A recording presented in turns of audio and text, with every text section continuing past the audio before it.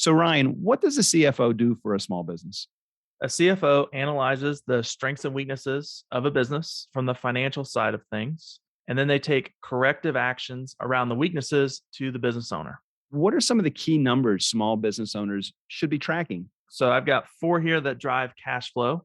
1 is change in accounts receivable. 2 is your change in asset. 3 is your change in debt. And then 4 would be owner's draw or equity. What are some of the challenges that you help small business owners overcome? So probably one of the biggest challenges I help a business owner overcome is I build them a financial scoreboard. You can't know if you're winning the game of business or not if you don't have a scoreboard. Oh, wow. That was good. Check out Ryan Kimler. He's the founder of Net Profit CFO. For more information, just go to your website. Ryan, what's your website? netprofitcfo.com. Well, that makes sense. netprofitcfo.com. Check it out. Hey, nice guys. I have a new strategy. Let the Wookiee win. Is that the smell of Old Spice aftershave, Old Bay crab seasoning, and old sweat socks? Must be time for the Nice Guys on Business podcast. 3 days a week, they're able to hold it together. This is not one of those days.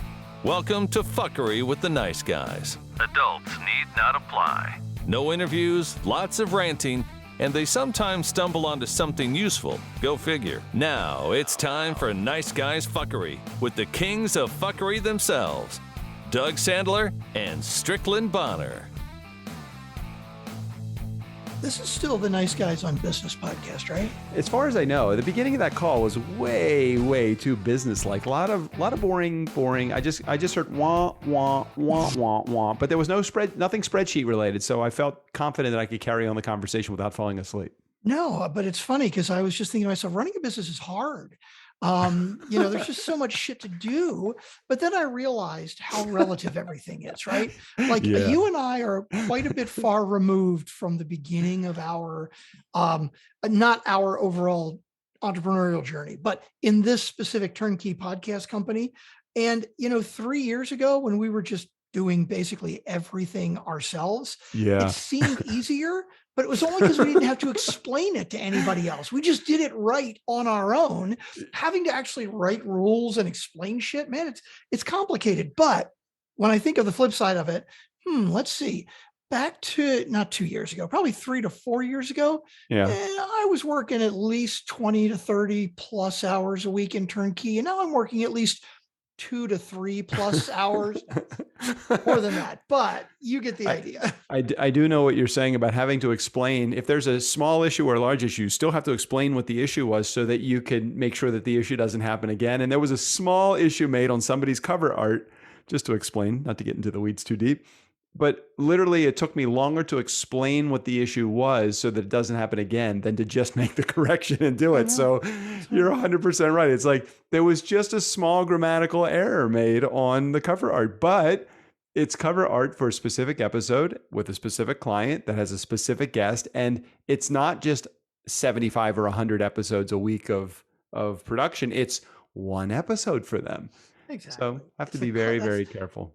The customer journey, right? I mean, they don't care that we produce 50, 60 episodes a week. They care about their episode as well. They should. So I got an email from a person. Let's just call him a person.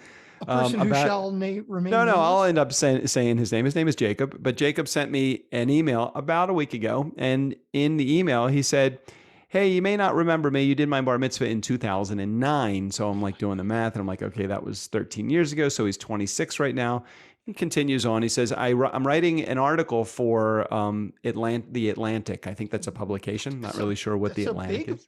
Yeah, Atlantic is fucking big national publication. No idea what that is, but that's cool. And he said, hey, I would like to cover a little bit of your career. Like, what are you doing now? Ever since the bar mitzvah world, are you still in the bar mitzvah world? What are you doing now? And I finally connected with him today on the phone, and it is very interesting. He was asking me a lot of very poignant questions about and timely questions about the differences of kids between now and, he said, first of all, he said, do you still do bar mitzvahs? And I told him I'd do a handful of them a year. He said, what's the difference, the biggest difference between kids now and in 1997 when you started doing bar mitzvahs? It's like, there's not a lot of things that have changed. Technology has certainly changed. The cell phone is now in everybody's hand as they're at these parties. But like, if you would have to answer that question, what would you say were some of the biggest differences between people now or brides and grooms now as they were back in the 90s? Any difference for you? Brides and grooms are so different from mitzvahs, right? Because I was doing mitzvahs in the 90s and 2000s with you, and then I stopped doing them mostly because they got away from bands. And so that was part of it with mitzvahs, right? It was very much for the kids and the adults, right? And so if you had the budget for it, you get a band, and a band could play older music for the adults, younger music for the kids, and do the games and everything. And then it evolved in probably like after 2005, 2010 or so. It was like kids didn't want fucking bands. And it was the kids running the shows. Yeah. And they like these big DJ teams, like with the dancers and the lights and the giveaways and all the stuff. That's it. They want the glitz. They want the glamour. They don't give a shit about live music, which is fine. It is what it is. But really, they want it to be for them. And the adults have really given into that. I mean, you've done a lot more mitzvahs than me the last 5 or 8 years. Would you agree with that? Yeah, I think so. I think the psychology of the kid hasn't changed. They want their friends to have a great time. So whatever that means, if that means they want a DJ, then that means they want a DJ, which affects who shows up at the party. But the dynamic between the kids and the parents, you get these kids, and I'm sure that when you did them, you as the band leader, you'd have to call their house, a week or a month before the party, and you get them on the phone. The kids would be silent. There would be nothing. You can't get anything from the kids. None of that had changed. What's interesting, when they get to the party, though, it's a whole different thing. They'll run up to you and they'll be like, here's what I want. And here's the game I want to play. And I'm like, where was this freaking kid when I was making the arrangements for the party? And God forbid they ask for anything back in 2000 on the fly. You couldn't do it. Mm-hmm. But now they're like, here's my phone, DJ Doug. Can you play this YouTube video? I'm like, sure, no problem. Is it the clean edit version of it? So it's a lot more instant gratification now as when it was before. I think the attention span of the kids has probably gotten a lot shorter because of cell phones in everybody's hands.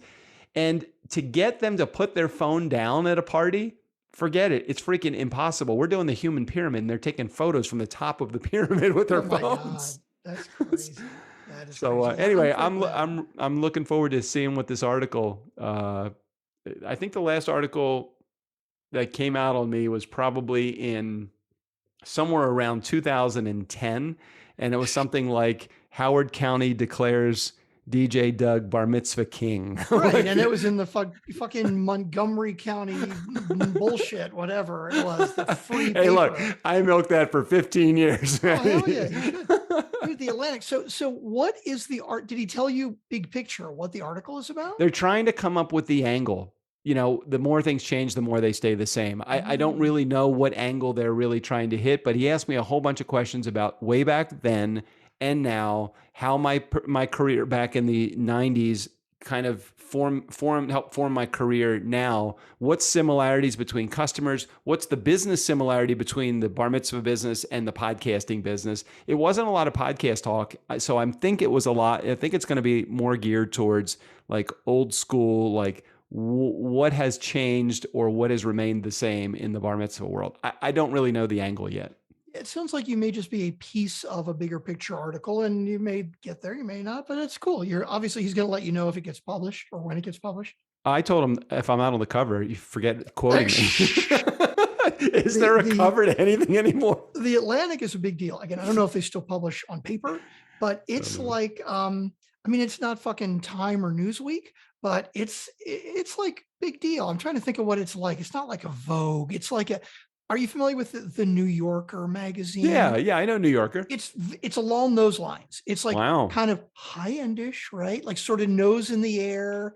Like, yeah, it's a good. I don't know that I've ever actually sat down and read it, but I know that that's who they are, what they are. So I don't look at the pictures. I just read the articles. Right, exactly. So what made me think about this family that I did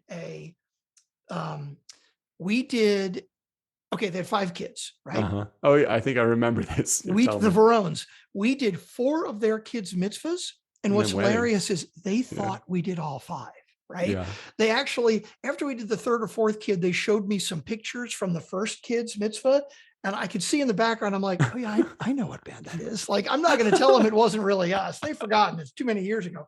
But, and then, so 5 kids, we did 4 of the mitzvahs, even though they thought we did all of them. We did 4 of the 5 weddings for the kids. Good. And what That's was good. funny was one wedding, one kid we married twice. He was the first one to get married and he got divorced. And then like 4 years later, we married him again. I do remember those great stories. And it still leads me to think that there should be a podcast called The Agency. There should be all of the amazing stories that you could tell as a guy from the inner circle. It would be also a really good, not only a reality show, but like an office style show. Dude, we've talked about that. We talked about it a lot. I think it would be a great reality show, right? Have you ever seen, I'm trying to think, like Pawn Stars is a bad example, but what's the fish one? There's some reality show with guys that make big aquariums in Vegas. Oh, I don't know. I can't even remember the name of the show, but it's relatively popular and it's fucking boring. I mean, it's kind of interesting. And the thing that they make super custom, super high-end aquariums, right? And the aquariums they build are very cool. But every episode is like there's 1 build or 2 builds or whatever. And it's like they talk about what fish they want and talking to the client. And this is going to be expensive. And this is going to be so hard to do. And of course, they always figure out how to do it shit like that, right? But there's always some through story about some drama going on at the office between people or some silly thing. And it's so obviously contrived and made up and written. None of the shit that's the behind the scenes stuff is like reality. It's obvious that there's some writer who's like, okay, well, what are we going to build in to make this interesting? So what do you call that kind of reality show? Because it's like made for reality. It's not.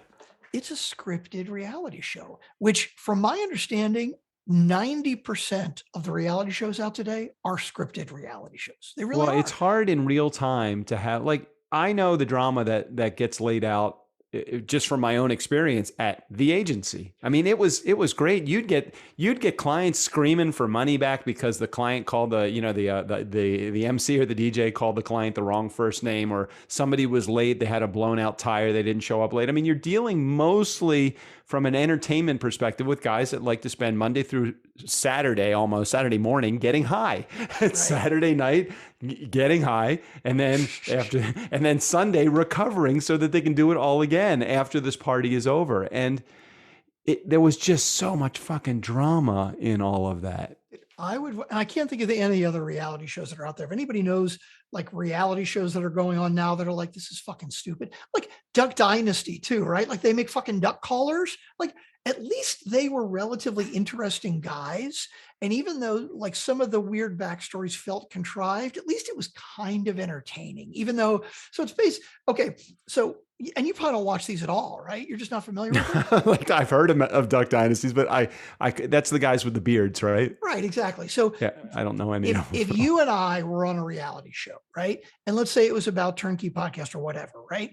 What would probably happen is there would be some interesting things that would happen that they would film and we'd talk about, but then the writers would come to us and say, okay, what's going to be our dramatic through story this week? And they would just give us something. And then we would riff on it. We would sort of make it up and pretend it was real. Now, the fish guys, first of all, the backstories they come up with are just not that interesting. But the other thing is they're just bad actors. You can tell that they don't really mean it. The Duck Dynasty guys, at least they're funny and interesting and they were entertaining. That would be like you and me, right? They'd come up with backstories and most people would probably not realize that this was some script thing they wrote for us, but they don't script it. They throw it out to you and you improv it. Anyway, the Washington Talent, every goddamn week, all I was thinking to myself was, we wouldn't even need to write backstories for this. This fucking writes itself. It totally writes itself every goddamn week. Between the drama that's going on at the homes of our clients that we were dealing with, to the drama that's actually being dealt with the CEO of the organization, the guy, the owner of the company, all of his partners, the partnership in general, the small micro businesses, the fucking bad relationships that every act has with their spouses, present company included in all of that. Yeah. Of course. I mean, we had our act together and we were a mess. Right, 100%. And the other great thing, most of these, the way they structure them is there is like a product or a service that's being delivered, right? Whether it's like Duff, Charm City Cakes, right? Yeah, like yeah, the yeah, Baltimore yeah, show. yeah. So they had 2 cakes or 3 cakes per week that had to be delivered, or the aquarium, they've got 2 aquariums that have to be built, or even like today they got like tow truck emergencies or shipping emergencies or whatever the fuck they all are. I don't even know. But there's basically the same structure every week, that there's a certain number of things that need to be done or things that need to be delivered, and they get done by the end of the show, and the whole show is about them building it, right? So with Washington Talent, every single week there's a party.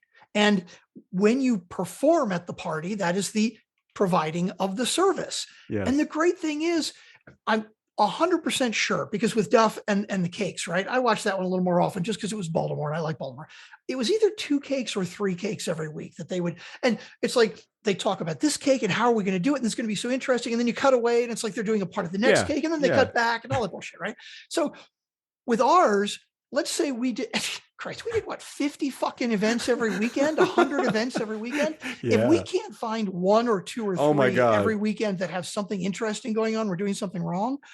But even better, nobody has any idea what the timeline is. So if we had a film crew come in, they could film, and if they found 10 interesting parties in the same weekend and the same buildup, you could just build 5 different shows from that would all look like they were 5 different weekends. Or if you get 2 weeks where nothing goes wrong, like that would ever fucking happen. I was going to say, like, Monday doesn't ever happen every week, right? So it's like, okay, so you just take the shit from the next week or the last week. Who cares? I mean, it was just so ripe for that. But, oh yeah. And it was a total rinse and repeat world. So it's the same thing over and over and over again. And you're not dealing with, not that you couldn't deal with a $5,000 cake with Duff's, Charm City Cakes, but you're dealing with events that typically are somewhere between $50,000 to $250,000 every freaking weekend. And that is a lot of money, a lot of pressure, a lot of emotion. And that's just within the agency. The clients have the same exact shit going on in their head too. And all of these things have got to fly together and like gel. And I'm telling you, you got a bunch of sometimes misfits matching with people that are like extremely type A anal personalities.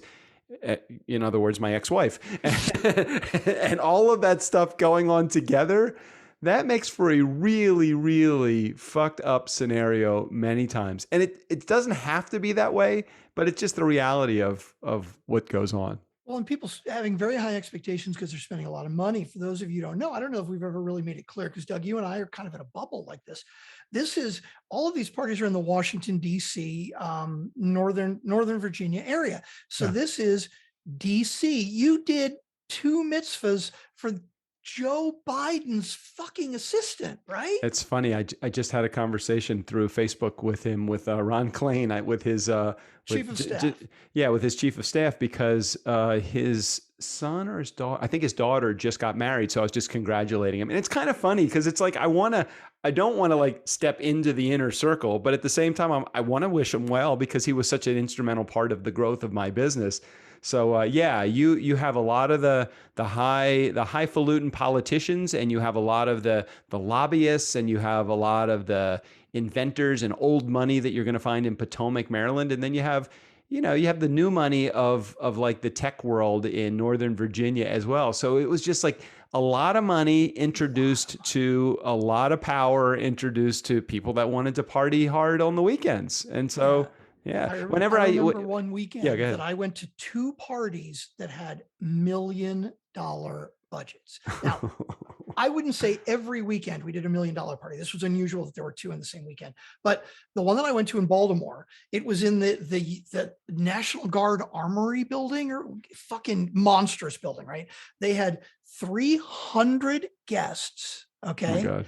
They had a separate caterer for the vendors because they had so many vendors. They brought in a Jimmy Buffett tribute band from Florida just to play the cocktail hour.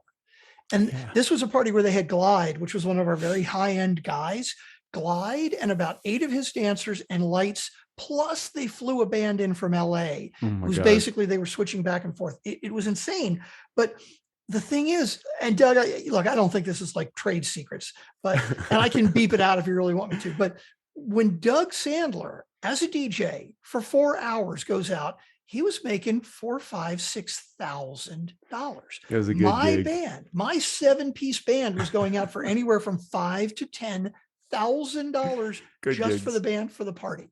Good So gigs. yeah, I mean, $100,000 for one of our weddings or mitzvahs. Oh yeah, that was average. Oh yeah, if you That weren't was spending average. $50,000 on a party, then you weren't getting an act from Washington Talent. And not because Washington Talent only dealt with the hoity-toity. That was just the type of parties, and then probably still the kind of parties that get thrown in the DC marketplace. Now imagine all of that leading right up to February 28th, 2020. And then March 1st comes and it comes to a fucking screeching halt. Overnight, the That was the business was shut down. craziest fucking thing. That is the craziest fucking thing. Because when I was at Washington Talent and I was running Washington Talent, I thought, this is like the perfect business. And when right? Strick says running Washington Talent, he literally means he was the fucking president of the company. I was. He was the president of the fucking company.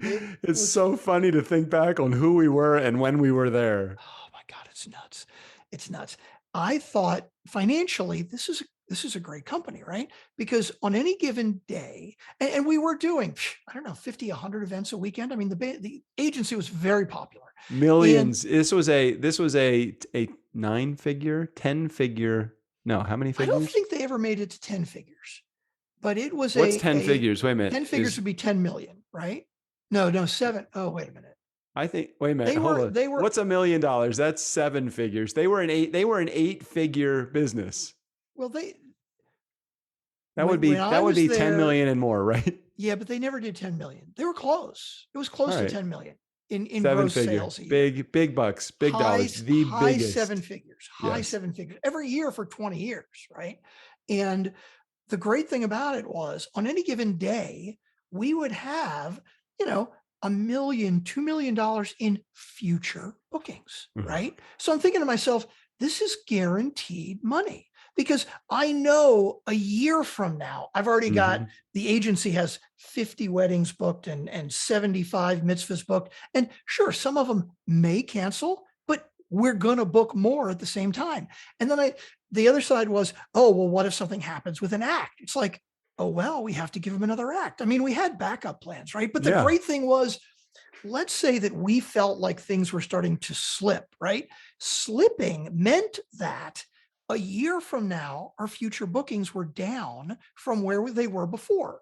So it wasn't like, oh my God, we can't pay the rent this week. It's, oh my God, in a year from now, if we don't do something in the next 11 months, we may have a little bit of a slide. So there was so much headroom to make corrections and see that things were coming, or see that there were problems. What's interesting about it is, see, you learned the business right as I learned it right, because we both worked for the same guy. We both were represented by Robert, and Strick as the agency president. What we learned, you do not spend your advance. You don't spend your deposits. And so many acts, so many people that were in the entertainment world, they'd get a 50% deposit, and they're thinking, well, great, I got 50% deposit.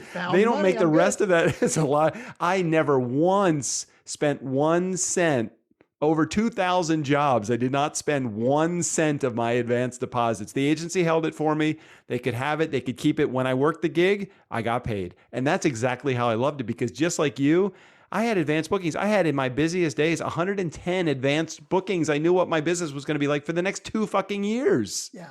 It's amazing. It's good gig. And just to give away all of the trade secrets, over my time at Washington Talent, so I was there for a total of 17 years, and I was the president for, I don't know, 5 or 6 or whatever. My title changed all the time, whatever.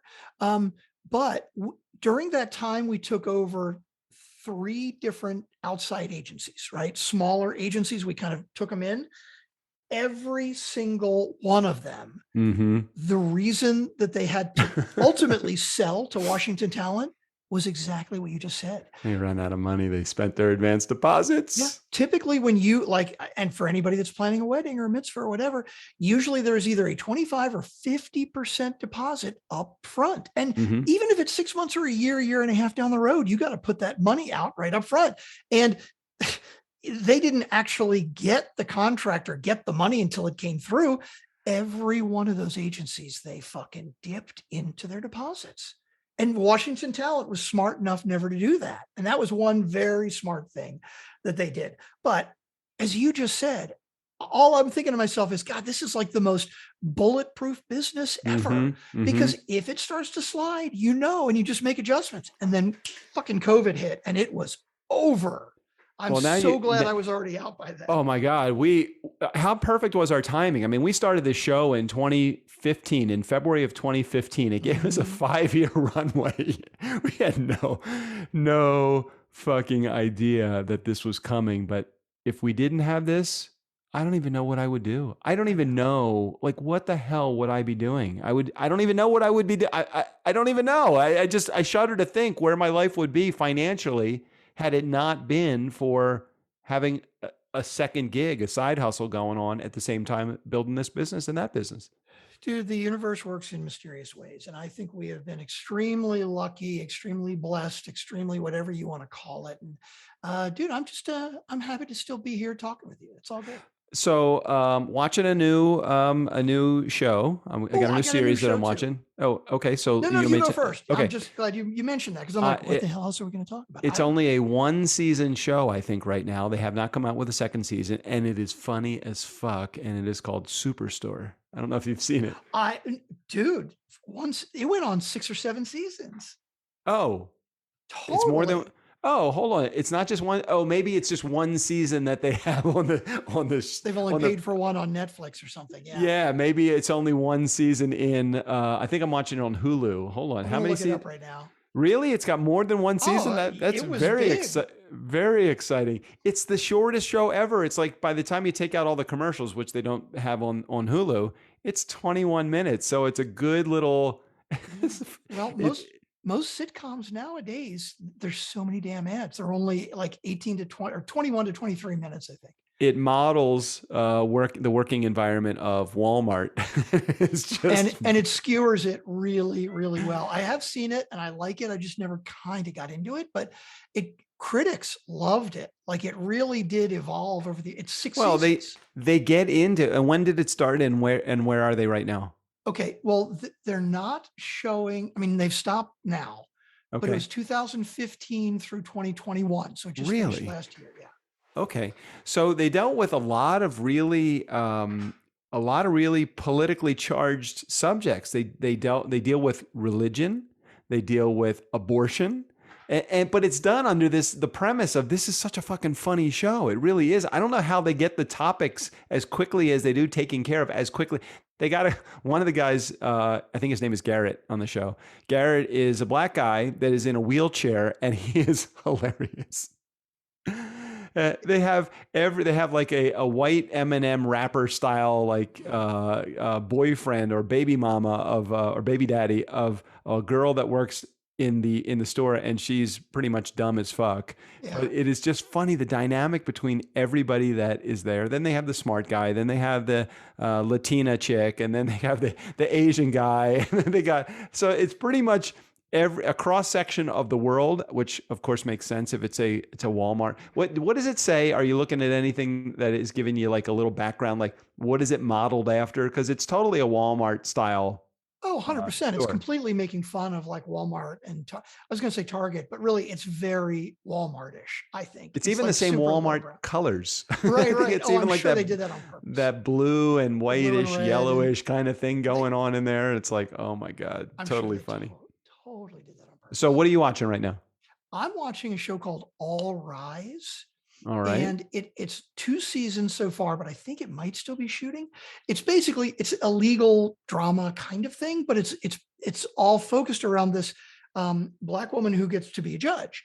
And it's just, it's one of these where you see the couple court cases of the week type of thing. And then there's the personal drama, but like The writing is good. The stories are good. The characters are good. It's just one of these. It's really, you ought to check it out. It's on Hulu. I think I'm watching on Hulu. So I'm looking at the it's a legal drama.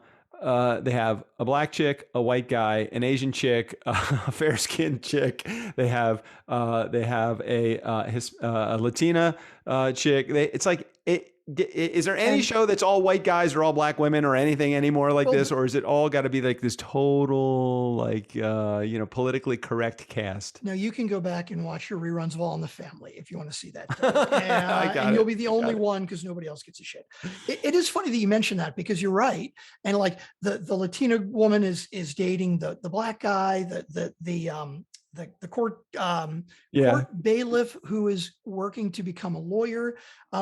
Which one's the bailiff? Funny. Is it Robin or deputy? Oh, is it J. Alex Brinson, the deputy sheriff? Is that the guy? No, I got to look it up. I don't think it's the deputy because he's actually a bailiff, but he's studying to be a lawyer. Well, let me look it up now. Judge Lisa, she's pretty cute.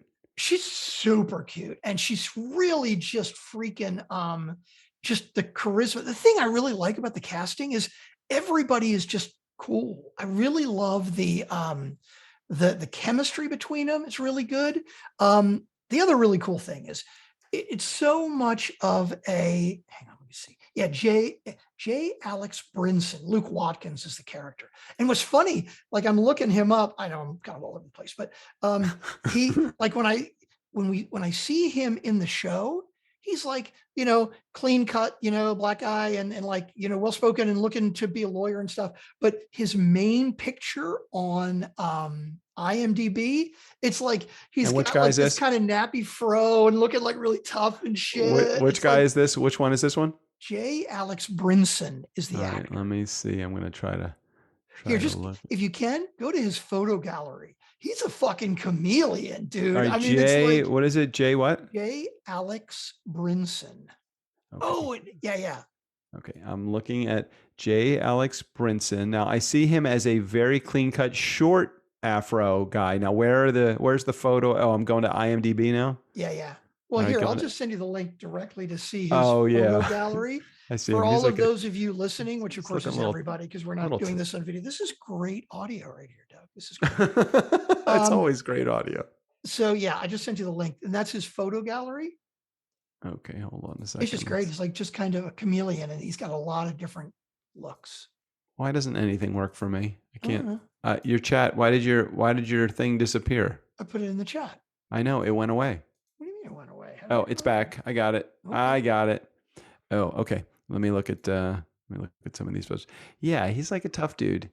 Right. But is he a tough dude like Drake's totally like a Drake tough dude, like half Jewish, half black? I mean, dude, that's so funny. When I look at kind of the tough dude pictures of him, it is very Drake-like. I mean, it's kind of that same vibe. But on the show, totally not like that. He's a really nice guy. Is he like a J Soul black guy, or is he? No, Jay's a little. I want to say lighter. That's the wrong word, though. I don't mean the color of his skin. I mean the size of his attitude. No, that's exactly what I mean too. Like, I don't mean Jay like light skinned. I mean Jay's just like his personality is so light, right? He's just like a fun, likable, casual, fun guy, and that's kind of what this guy is like on the show. But when you see his pictures, dude, he looks total like Drake. He's like good looking, tough, kind of cool, Yeah. Anyway. Yes, you should check the show out. The other thing that I really like about it, because All Rise, a lot of shows are so formula, and yes, this does follow kind of a general formula, but the first two people you meet are the lawyer, and I'm not the lawyer, the judge, right? The judge and her best friend. Now, her best friend is a white guy who is a prosecutor. Now, she's just been elevated to judge. So in other words, the two of them were working together in the district attorney's office as prosecutors. Right. They've been friends for a really long time. And you can tell in the first 5 minutes of watching the show that these two are like best friends, but also there's nothing romantic, right? How many shows have you seen where as soon as you see a guy and a girl together, it doesn't matter if they're friends or they're whatever. It's like, oh, you can feel the sexual tension. Like, by season 2, they're going to be hooking up or whatever. These two, it's not going to happen. It's never going to happen. And if it does, they've jumped the fucking shark, because I just love the way they establish. Another TV reference. That's great. Happy Days TV reference. Yeah. And I totally lost my train of thought, but I like that they have firmly established right up front that it doesn't matter that it's a guy and a girl. They are not going to be romantically involved. There are no romantic sparks. There's no romantic backstory. There's none of that shit. They're just great friends. And I really like that. I'm now three weeks into my new relationship with T-Mobile. And so far I am liking everything that has come my way. Let me detract that. Let me take that back for a moment. The only thing that happened that I don't like, but they corrected it completely, is I signed up for T-Mobile Internet also because it was like significantly less expensive than my Spectrum. Right. But they don't have any hardwired connections. It's all Wi-Fi. So they don't have a fiber optic coming into the house. So they say that they can get up to like 200, megabits or whatever it is. Which is really good. But I couldn't even get the connection to be more than 10 or 15. And no matter where I put it in my house, because they say, make sure you find a specific window that might be more looking towards the satellite or whatever. I'm like, okay, I tried it in every window. I don't have that many windows in my house, but no matter where I was putting it, it was just not a fast internet connection. And for what we do, I mean, if it was just I'm on the internet every once in a while thing, it wouldn't be a big deal, but this is where we spend our livelihood. 100%. I get it. And it's funny that you mentioned that. Because where'd you go? I lost you. Oh, am I right here? Sorry. I was trying to plug my phone in, but I could wait. It's funny you mentioned that, because I think I told you when I was in Vegas, 2 weeks ago, right before I saw you, that I got that hotspot from T-Mobile, right? Yeah, yeah. And I was realizing, hotspot, so I can have internet anywhere I want, anytime I want. It was really because, like, I'm going to be on a 2-hour bus ride to Utah and 2 hours back. And it's like, fuck, now I'm stuck with this for the next 2 years. Was this kind of a stupid thing to buy? When I get home here, my internet's messed up. And oh, that's right. Your internet is messed up where you are. And I've called AT&T. They were supposed to have a technician out Tuesday, and they didn't. It's 2 leads coming into the house. One of them is totally gone dead bad. And the guy's like, well, with 1 lead, you may not get great connection, but you should get it. Well, it's been completely hit or miss, on and off. And today it's been out completely. So thank God I got this hotspot. I've been using it for 3 days now, and it's been invaluable. Oh, right now you're on the hotspot? I'm on the hotspot right now. Damn, that is good. Now, why wouldn't, wait a second. How is that any different than the other thing that I was going to get? I actually got like this wireless tower from T-Mobile. Now you have your T-Mobile also with your hotspot, right? Mm-hmm. Yeah. So what's the cost of that? It's $40 a month or something. Okay, which is still $40 cheaper, $45 cheaper than my Spectrum connection is. Mm-hmm. Now, would it make sense to get a hotspot connection and just run? How many devices can you run at one time? Well, technically it says I can run up to 30 devices at a time. Now, I don't know. It's just a little here. It's right here. I'll show it to you. I remember it's like a little rectangular. Oh yeah, thing. You saw it. It's like a little. Yeah. I mean, it's the size of a thick cell phone, basically, right? And it also is a charger too, right? It has a battery. You can also use it as a brick to charge your phone if you need.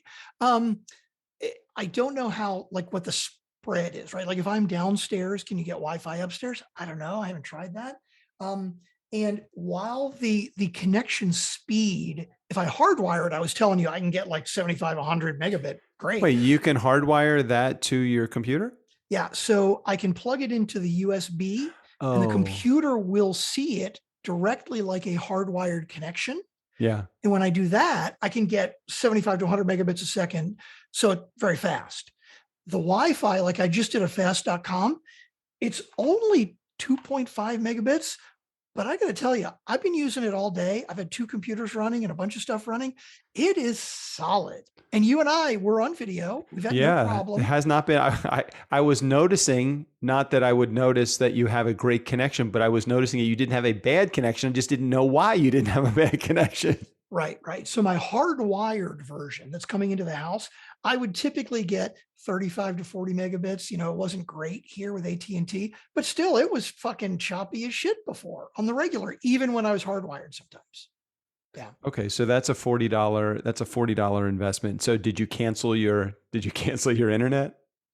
No, I haven't, because I'm going to be moving into a new house. Although you're right, I might. I mean, fuck it. I'm totally going to call AT&T and get a refund for the month at least. But I'm going to be moving into a new house in end of July, and it's all fiber bullshit. So I'm just, Oh my God, you're going to be up to a gigabyte, right? Or whatever Yep, you in your I old hope so. house, you were super fast.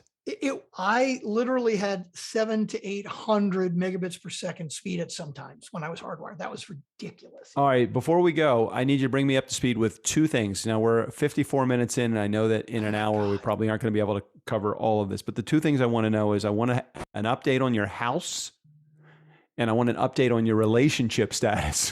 So I need both of those. You can pick whichever one would be faster, or you can give me both in 6 minutes. Okay, I'll give you just the two quick versions. So the house is apparently on schedule. I was just there the other day. They put the walls up. So all the electric is in, all the plumbing is in, the walls are up, the roof is up. They haven't put like the stone on the outside of the house yet, but cabinets are going in this week, which means that they're probably there. I will go on Saturday to take a look. But in other words, it's coming along really nicely. It looks really cool. I'm very All right. excited. Before you move on to topic number 2, which would be the relationship status, I want to understand how this whole thing, where are the rates right now, and how much more do you have to spend based upon the rates being like 27% right now? Well, apparently in the last couple of days or the last week, the rates have come down. Good. Little. Okay. Well, but it's all relative, right? Come down a little means instead of 6%, I might get 5.5 or 5.25, where 6 months ago I would have gotten 2 3/4, right? But yeah, it's going to cost me hundreds more every month. But the bottom line is, they're not raising the price of the contract of the house. I locked that in before I got there. Like a lot of builders are doing that crazy shit because values are going up so much. But my understanding is the value has already gone up $50,000, $60,000, $70,000. So it's like I am ready to be the silent partner buying the house, and you can pay me your mortgage payment instead of God, all the times that Robert Sherman used to have to lend his axe money. And how many houses did Robert own at a point or loan? Did he do any formal loan papers? Because I never had anything formal with him, but I'm sure other guys did. Dude, you don't want to know. Let me tell you about Robert Sherman. I was working for him. I was the president of the company. All of my income was coming from the day job and from the band income. So he knew where I worked. He knew that whatever money I borrowed, I was good for it. And there were a couple times that I got a loan or, got some money from him. Every time we did it. And this was, look, everything is relative, right? But at the time it was like $1,000, $2,000 or something, which again, I don't think of as that much right now. That's not like fucking burning spending money. $1,000 is a lot of money, but to make a loan for $1,000 to somebody who you see every day in your office that you're paying, and I was paying him back $100 a month. I don't even remember what the terms were. I had to sign paperwork. I had to pay interest. Sometimes he let the interest go, and he charged me a filing fee. It was like $50 I knew it took Barb 5 minutes to type this shit up and write it up. And I know he didn't fucking file it anywhere. It's just penny ante bullshit. But that's just me. If it's worth anything, I don't know that I ever signed any formal loan papers with him. Oh, you actually borrowed money from him? I think I did. I think my first motorcycle, my first motorcycle that I bought when I was with the agency, I think I might have borrowed like $5,000 from him or something like that, and paid like $250 a month. I don't know that I ever had any paperwork though. I don't know that I did. That is super interesting because I remember every time any one of the DJs or the MCs Maybe I did. would come in, and even if they needed to borrow $500 or something, a lesser amount of money, it's like he had me look over the paperwork every goddamn time. And every time I said to him, dude, this guy works for you. Like, even if he disappears, you've got $500 from a gig he played the past weekend, and whatever. He was probably doing it the right way. You and I would probably, we do. How many times we've done it with our employees? I mean, we've already done it. We did it last week. Right. Yeah. Look, you get burned once, I guess. you learn the lesson, and maybe there was a lesson that he learned at some point along the way. I don't know. I'm not ready to learn that lesson, and if it's a lesson that I learn, then I guess I'll pay the piper at that point. All right. Topic number 2, relationship status. You've got 5 minutes. I'm single again right now. Lauren and I are not dating anymore. We're still friends. It's all good. There's no hard feelings. Yeah, that's where we are. So single again, back up on the dating apps, and the dating apps are fucking weird and I don't really like them, but it was funny. I did have a conversation today with my friend Tiffany, and I sent her a link to my profile on like OkCupid or something. And she was like, God, all your pictures are so serious. And I'm like, oh no, that's like portrait mode on my phone and the quality is so good. And she's like, no, like that's bullshit. You need to smile. And I'm like, no, like my teeth are all crooked. I don't like my smile. She's like, no, fuck that. That's bullshit. So I did put some more fun, casual pictures up, right? And I thought, you know what? You're right. I look very serious, and I'm not a serious guy. And I had a woman that I met, like connected with, I don't know, a week and a half ago, 2 weeks ago. We were chatting. And like, and when you say connected, does that mean you've had sex with her already, or is that not? I don't know what that means anymore. I used to say, yeah, we hooked up, and I'm like, and we had a great time, and we hooked up, we had dinner, and they're like, wait, did you fuck her? I'm like, no, I did not. Well, what does hooked up mean now? I'm like, I didn't know hooked up means you've had sex with them. Okay, let me clarify. We were chatting on the app. Okay, we were chatting on the app. Is that a euphemism for I banged her from behind? Doug, I think you have not been single in fucking long. I haven't been. Right. Sorry, I digress. Yes, we were chatting on the apps for a bit, and relatively quickly she was, and like we had to connect. Like she said, she liked me, I liked her, and relatively quickly she was like, I got to tell you, I'm in kind of a really weird place right now. I've got a lot going on, and it's probably not a good time for me. I'd love to swing around like maybe in a couple of weeks or a couple of months when things slow down. And I'm like, okay, cool. Which meant to me either, hey, she changed her mind, which is fine. It's all good. Or she really is busy. Is this a picture of her? Is this a picture of her? I don't really know.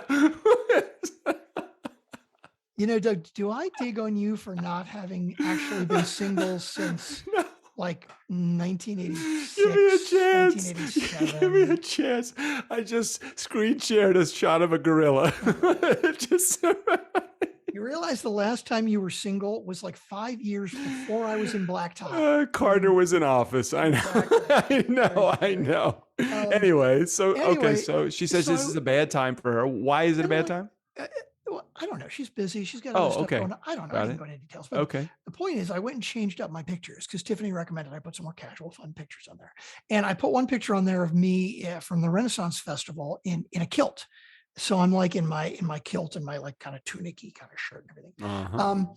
And like 12 hours after I post that, she reaches back to me. She's like, "Is that a kilt? That's a great picture." And I'm like, oh, somebody going back and checking out my pics again. I guess maybe it's not such a bad time. And she's like, no, I'm still really busy. I just like that picture. So I immediately texted Tiffany and I'm like, okay, you're right. I need more fun pictures. Thank you. Well, of course you need more fun pictures. You need pictures that represent your personality and your style. And you know what? Everybody's got flaws. I mean, everybody does. I mean, what am I? I'm 6'4", and what do I weigh? 110 pounds wet?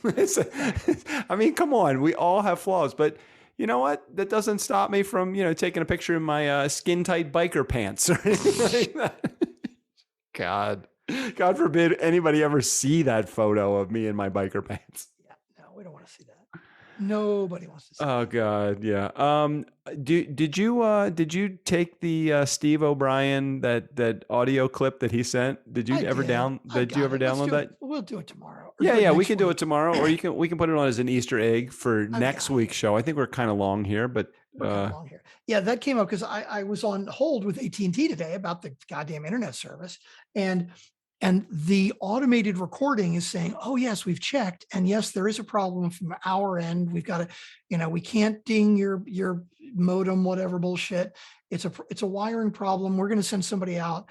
And it's one of these automated where it's like, our next appointment is Tuesday, 12 o'clock to 9 o'clock.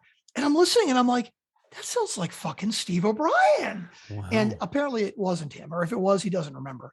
But it sounded a lot like him. it was just kind of funny. So Well, Steve-O, he is everywhere. he's iconic. He is. He Love really having is. him as our guy. Yeah. All right, let's head out of here till next week. Any final words before we wrap, or are we ready to roll?